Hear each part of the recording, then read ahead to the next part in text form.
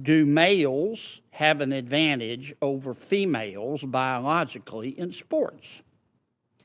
Again, I'm not a physician and I can't speak to that. What's your real world experience?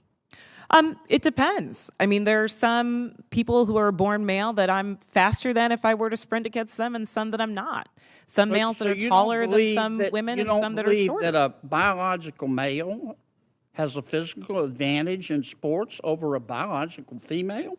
Not as a definitive statement. Give me an example. Well, no, I don't think.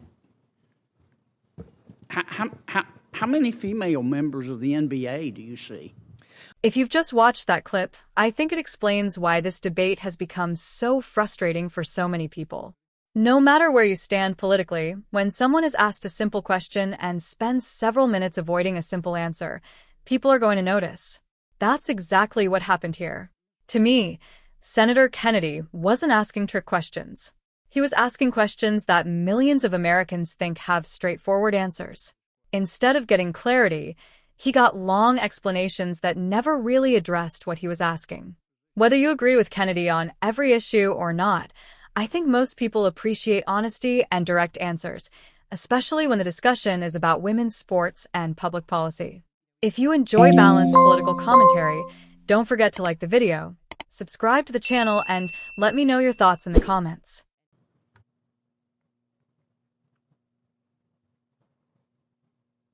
Senator Kennedy.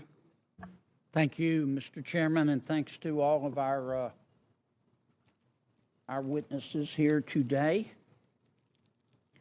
Ms. Robinson, I want to follow up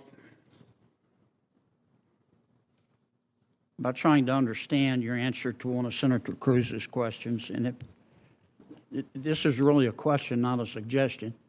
Do I understand your position to be that there are two sexes, but there can be more than two genders?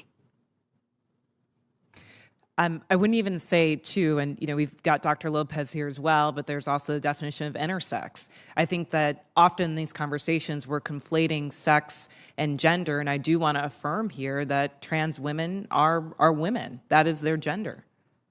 Okay, but I'm trying to understand.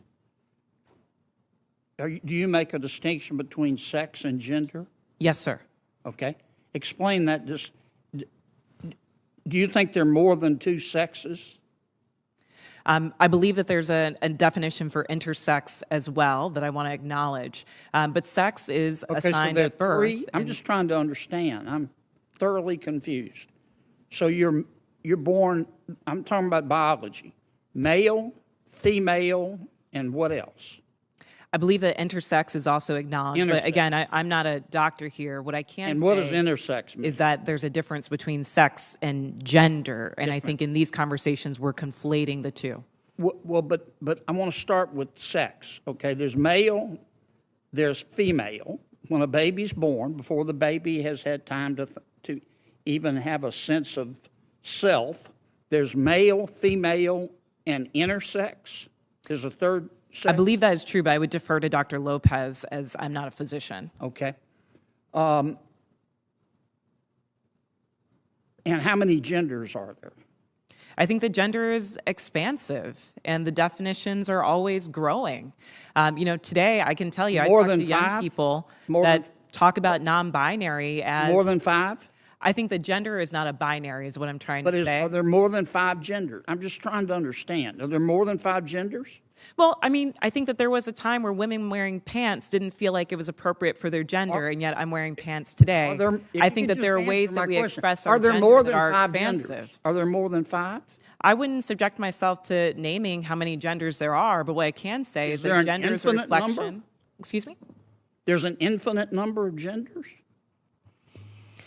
I think depending on your culture, there are a lot of different genders that exist. And I can also say that it's a term that's evolving. If you look at young people today, they really don't lean into the binary of only woman and man. So I think that it's incumbent upon us not to legislate on this, but create space for them to explore what their identities are, what their gender identities are. Let's get back to athletics. I think I understand what you're saying. There are three sexes: male, female, and intersex. I believe that to be true, but again, I'm not a physician. And so there are an infinite number of genders, because gender is a mental state. Gender is about expression, and I think that there are a variety of ways that you can express your gender. Okay, so there's infinite number. All right, let's go back to the biology. Male, female, boy, girl, okay? Biologically, do males have an advantage over females biologically in sports?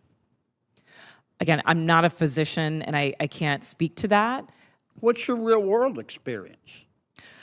It depends. I mean, there are some people who are born male that I'm faster than if I were to sprint against them, and some that I'm not. Some males So that are you don't taller than believe some that- women, you and don't some that are believe shorter. that a biological male has a physical advantage in sports over a biological female? Not as a definitive statement. Give me an example. Well, no, I don't think. How many female members of the NBA do you see? Well, I can say that, there's been this news article about men that think that they could beat Serena Williams in tennis, right? That they think that they could actually score a point on her. And it's just not the case. She is stronger than James, that. what's your experience, Ben? Male, female. Both Serena and Venus lost to the 203rd ranked male tennis player, which they're phenoms for women. My experience, my husband, he swam at University of Kentucky as well. In terms of accolades and in terms of national ranking, I was a much better swimmer than him. He could kick my butt any day of the week without trying. Okay. I just think, Ms. Robinson, I'm trying to understand where you're coming from. I think you lose a lot of credibility when you don't concede that a biological male has physical advantages over a biological female. I mean, I just think that's a proven fact, and you really hurt your credibility. I understand you want the world to be a better place. I do too, and I don't think people ought to be discriminated against because of an immutable characteristic. I don't. And I think that I think everybody ought to be free to be themselves. And what you do in your bedroom or what I do in my bedroom with a consenting adult is nobody's business. But if what I do in my bedroom with a consenting adult, if I decide I want to tell somebody's child about it, then other people have rights too. And I think parents have rights. And I think biological females have rights to be able to compete fairly in sport, in sports. So I really think you hurt your credibility when you refuse to acknowledge that biological males have an advantage over biological females. It kind of makes me wonder about all your testimony. Thank you, Mr. Senator Chairman. Kennedy. I'm sorry, go ahead.